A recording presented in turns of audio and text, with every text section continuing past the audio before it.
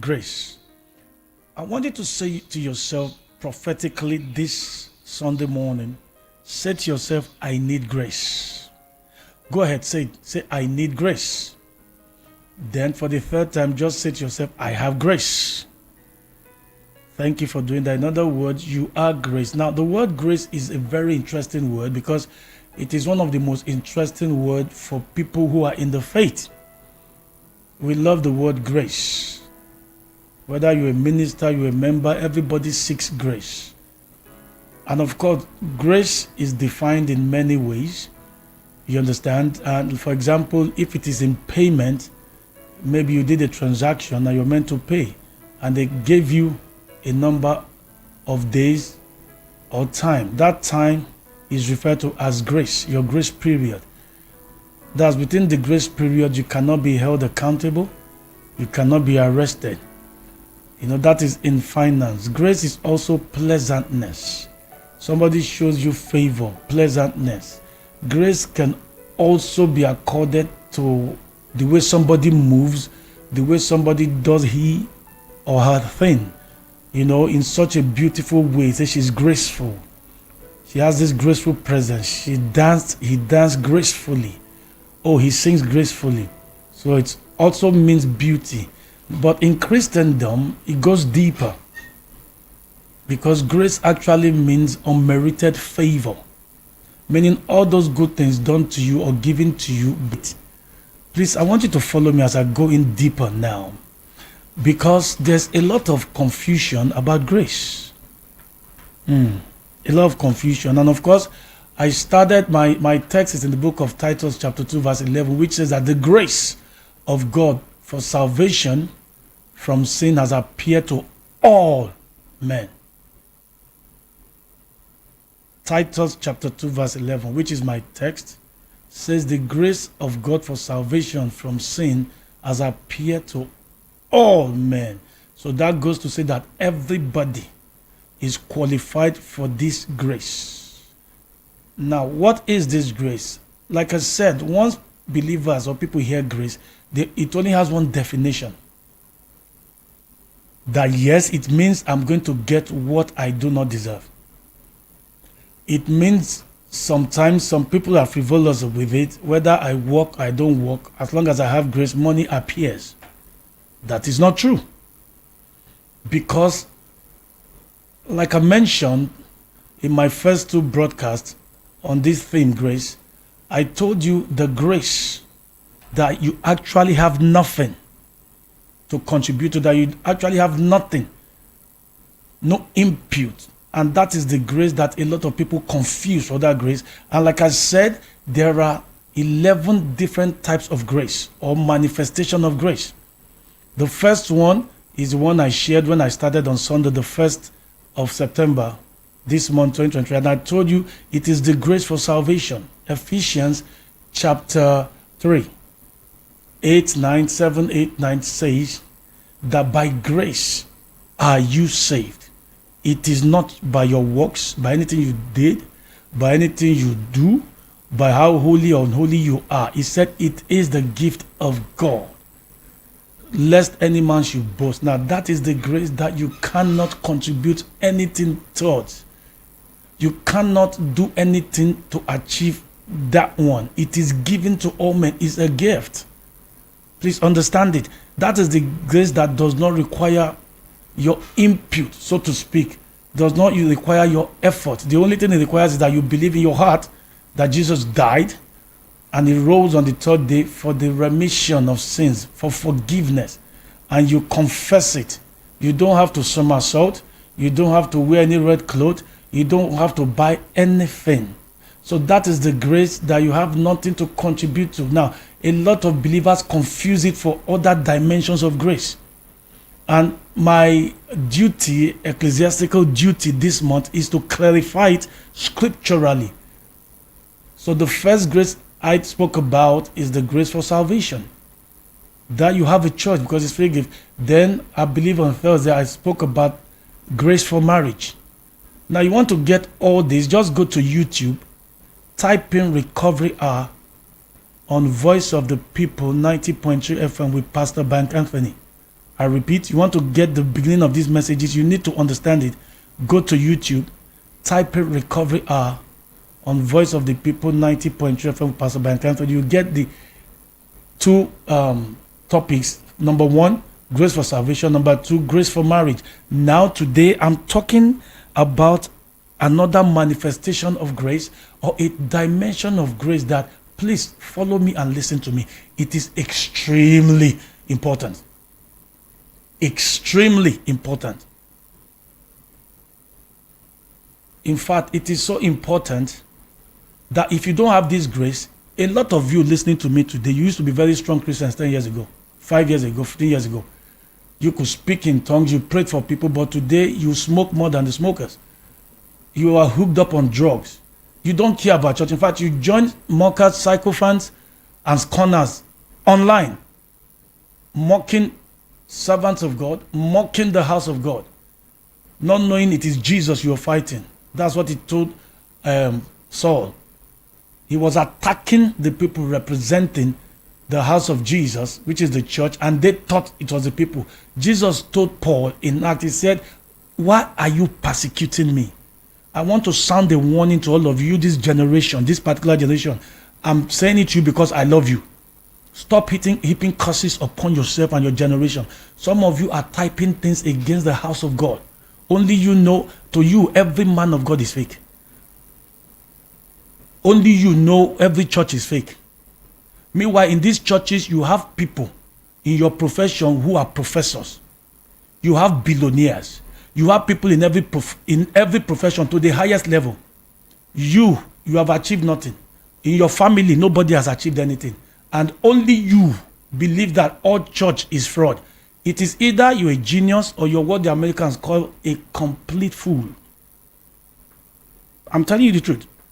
You look at a church where you see consultant doctors worshiping God, listening to the word of God, where you see sons, lawyers, where you see technocrats talking about their faith, and you come, you are not, in fact, you've not even achieved anything.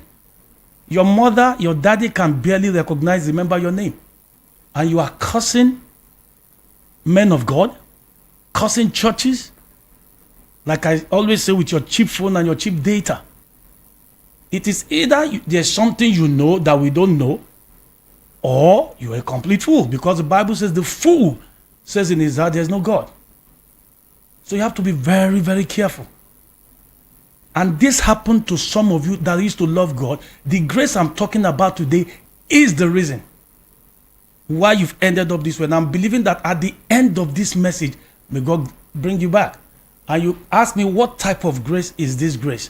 Now, in the book of Daniel, chapter 3, a long read, but it is the story of Meshach, Shadrach, and Abednego, and King Nebuchadnezzar. Now, the Bible tells us like this in Daniel chapter 3, verse 1. Please listen, I'm going to introduce this grace to you. Remember, I said there are 11 different types of grace, not just one. Now, this one says, Nebuchadnezzar, the king, caused to be made an image of gold, whose height was 60 cubits, or 90 feet, and its breadth 6 cubits, or 9 feet. He set it up on the plain of Dura in the province of Babylon. That was a very tall image. Then Nebuchadnezzar the king sent to gather together the satraps, the deputies, the governors, the judges, and chief stargazers, the treasurers, the counselors, the sheriffs, and lawyers, and all the chief officials of the province to come to the dedication of the image which King Nebuchadnezzar had caused to be set up. Then the satrap, all of them, gathered. Then the herald cried aloud, "You are commanded, O peoples, nations, and languages, that when you hear the sound of the horn, pipe, lyre, trigon, harp, dulcimer or bagpipe, and every kind of music, you are to fall down and worship the golden image that King Nebuchadnezzar has set up." So, the case here is that there was a king that conquered the whole world. That is a lot of power. He was not just the president of Nigeria. He was not just the POTUS.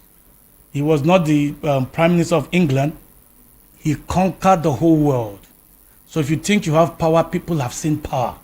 His name is Nebuchadnezzar. He set up a golden image, not for fancy, and he called who is who in his world government. Introduce a grace to you. Then something happened. He said, there are certain Jews whom you have appointed and set over the affairs of the province of Babylon. Now, people were trying to report a case during this ceremony because there were 3 people that refused to bow. So they went to the king and said, there are certain Jews, those are believers, whom you have appointed and set over the affairs of the province of Babylon, Shadrach, Meshach, and Abednego. These men, O king, pay no attention to you. They do not serve your gods or worship the golden image which you have set up. Then Nebuchadnezzar, in rage and fury, commanded to bring Shadrach, Meshach, and Abednego, and these men were brought before the king. Nebuchadnezzar said to them, is it true, O Shadrach, Meshach, and Abednego, that you do not serve my God or worship the golden image which I have set up? Now, if you are ready, when you hear the sound of the horn, pipe, lyre, and everything, and every kind of music, to fall down, if you're ready to fall down and worship the image which I have made, very good. But if you do not worship, you shall be cast at once into the midst of a burning fiery furnace. And who is that God who can deliver out of my hand? Shadrach, Meshach, and Abednego answered the king. I want you to listen very carefully. You don't answer. In fact, your department head, the manager of a branch where you are, like this, talk less of the owner of the company or the president of the company or the president of the whole world. Shadrach, Meshach, and Abednego answered the king, O Nebuchadnezzar, it is not necessary for us to answer you on this point. If our God, if our God whom we serve is able to deliver us from the burning fiery furnace, he will deliver us out of your hand, O king. Now, they now say something strange. But if not, are you kidding me? Let it be known to you, O king, that we will not serve your gods or worship the golden image which you have set up. Then Nebuchadnezzar was full of fury. His facial expression changed, and he gathered strong men to tie Meshach, Shadrach, and Abednego together and throw them into the fiery burning furnace. If you read Daniel chapter 3 from 1 to the end, it's a very interesting story. They threw them, in fact, they heated the furnace 7 times. And I want to give a clue to young believers or to some believers that fire is in dimension, but that's a topic for another day. This fire was heated 7 times more. So I know you're operating at a level of fire. You and I, we need to increase our fire, because this gives us a clue that fire is in dimension. It said they increase or multiply the intensity of the fire 7 times. Now, my point here now is that when they threw these 3 young Hebrews there, they noticed they were not burnt. But let's leave that strong punishment and look at what these people said. This came before Nebuchadnezzar, who by all circumstances had the power to throw them into the fire, and said, if our God whom we serve is able to deliver us from the burning fiery furnace, he would deliver us out of your hand, O king. This is faith. Our God is able to deliver us out of the fire, out of your hand. It is faith. Now, they now said something that sounds contrary, but if not, it sounds contrary, but it's not. He said, but if not, let it be known to you, O king, that we will not serve your God or worship the golden image which you've set up. So the first one is a dimension of faith. Our God is able to deliver us. The second one, and if he refuses to, we are still not going to bow. That is higher level of faith. And you are looking at the furnace. Everybody is against you in that office. Everybody is against you in your husband's house. Everybody is telling you something contrary than what God has said to you. Even your mentors are telling you this ministry is not going to work, but you heard God clearly. What will make this a man or man look at a very powerful king ruling the whole world and said, looking at the fire, higher faith? It is something Apostle Paul introduced us to, because if it is a lot of us, maybe myself included, only God knows what will happen. But we do know that some people have not even gotten to this level and you've denied Christ because of a car, because of food, because of anger, because a pastor offended you, forgetting that we are all humans. You've said worse things because you are not pregnant yet. Follow me to the New Testament. Let me introduce this grace within the few minutes I have. In the book of Hebrews, chapter 12, from verse 7, Apostle Paul, that wrote about 3/4 of the New Testament, said, I'm sorry, let me get that, please. Thank you, Holy Spirit. Oh, 2 Corinthians, please. Sorry, I went to open the book of Hebrews. I think I'm high on the Spirit tonight. The book of 2 Corinthians chapter 12 from verse 7.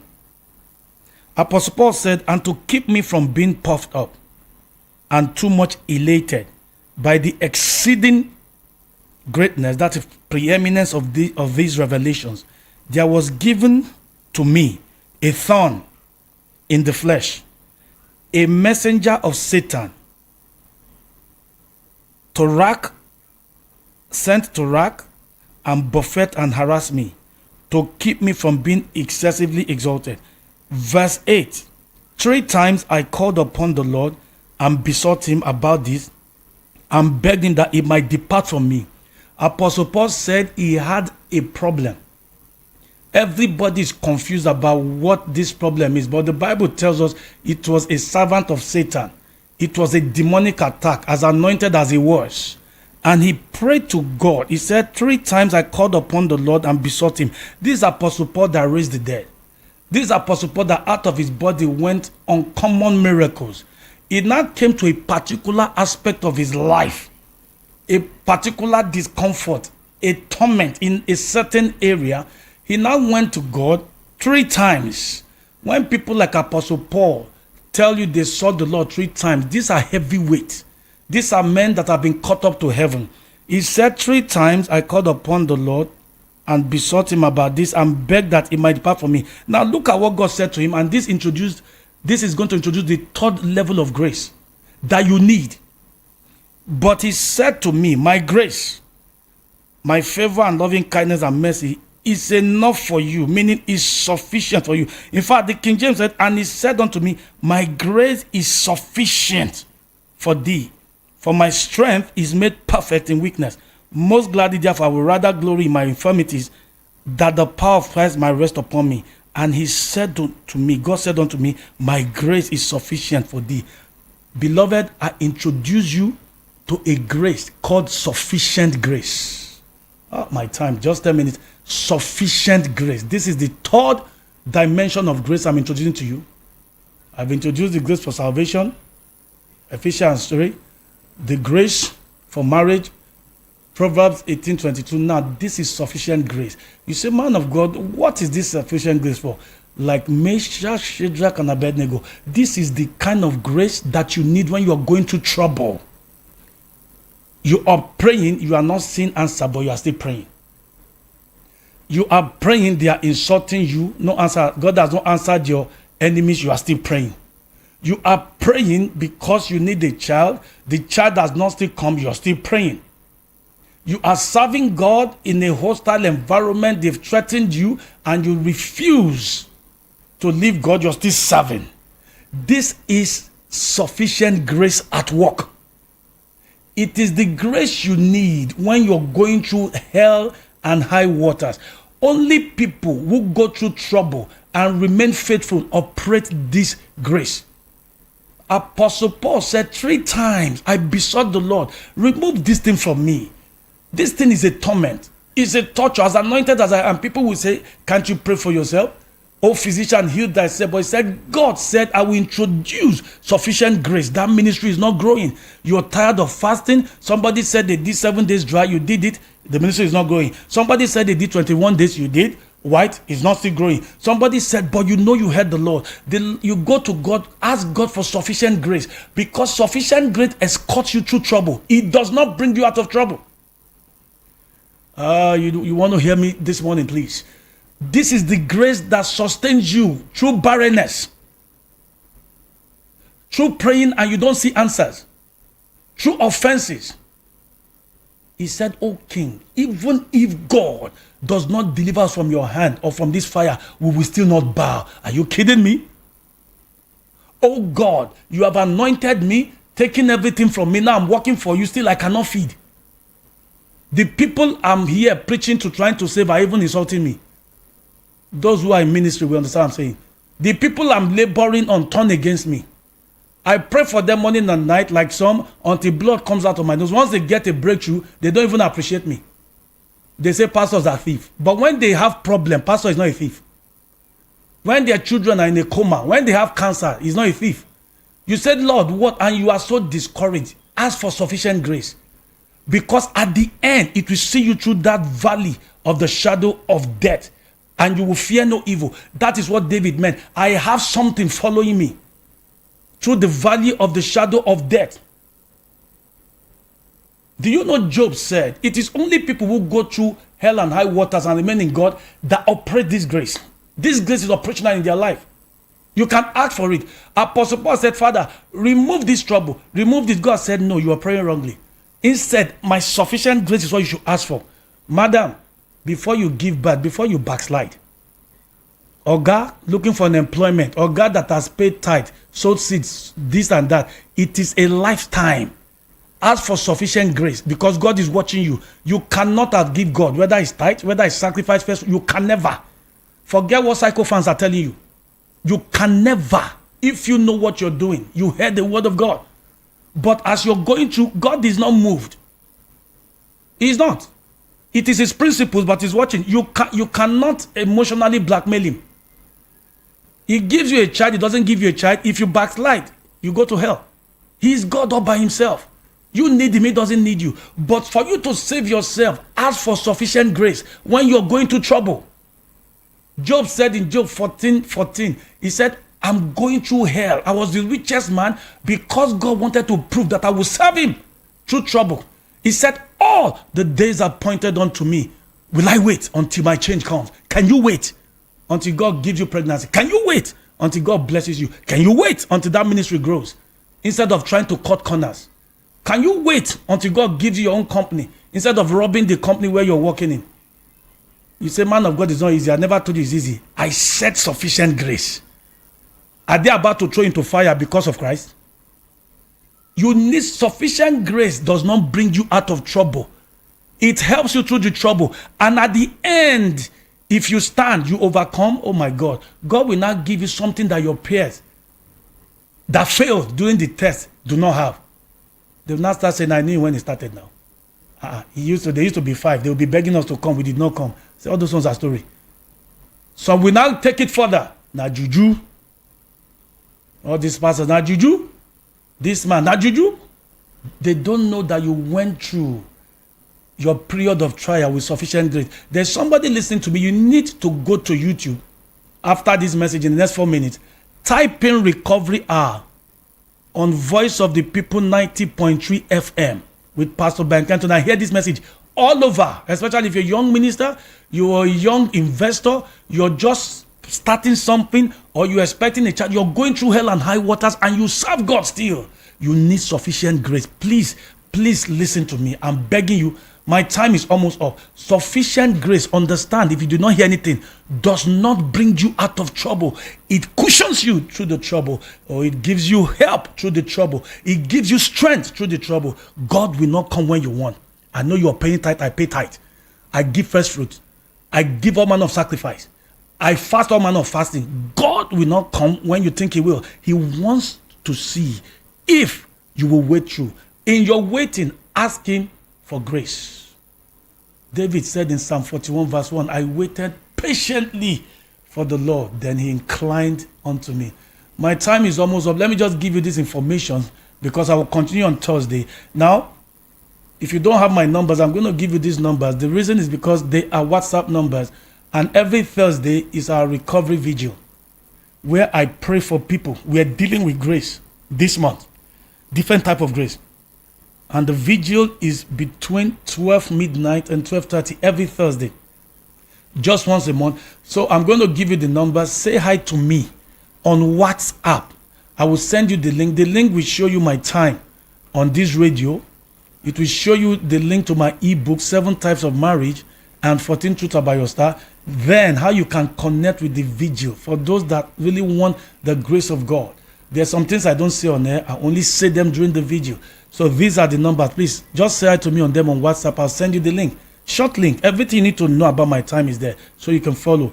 The numbers are 080 28 355 631. I repeat it, 080 28 355 631. 010 no sorry 070 31 31 5318. I repeat it, 070 31 31 5318. Before I leave the studio in 1 minute's time, remember this is Recovery Hour and the station is Voice of the People 90.3 FM. I'm your host, Pastor Bankanthony, and I'll be back again on Thursday. In fact, just say hi to me. The link I sent you will give you every information you need. Just a small link. Everything you need is there. So I'm going to come your way again, God willing, Thursday night, 9:30 to 10 p.m. And the program is still Recovery Hour, the station Voice of the People 90.3 FM. And of course, I'm Pastor Bankanthony. Remember, you can call me after I leave the studio. Jesus said it is finished. I love you loads. Take care of yourself. Bye-bye. Have a wonderful week ahead.